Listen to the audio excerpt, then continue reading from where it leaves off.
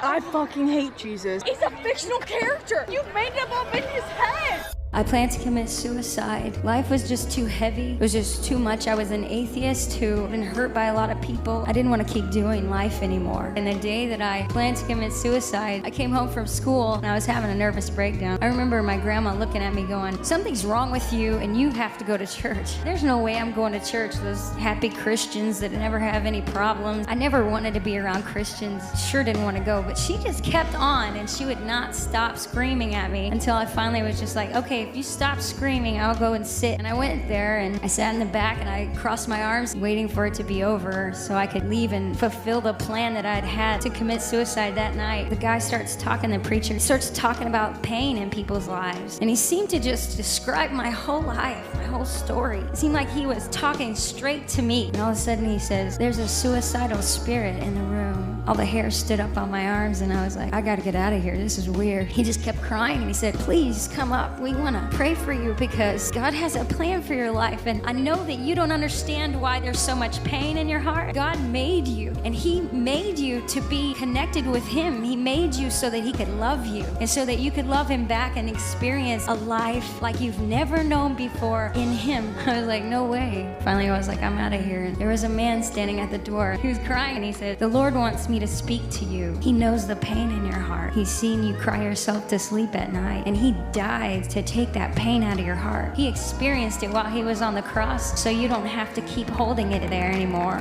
He said, "Would you please let me pray for you?" And he said, "God loves you and that's why I want to pray for you." Finally, I said, "Okay, you can pray for me." And then he put his hand on my shoulder and started praying and it felt like God of the universe showed up and I saw who I was. I saw that He's wrapping His arms around me going, "I want to make you new, show you how to live, how to love. I want you to know that I love you just the way you are, but I'm not going to leave you that way." I just remember waking up the next day and I looked at my ceiling and I was like, I wasn't supposed to wake up today, so why am I waking up? why do you want me here? What do you want with me? And my whole life has been in an adventure since then.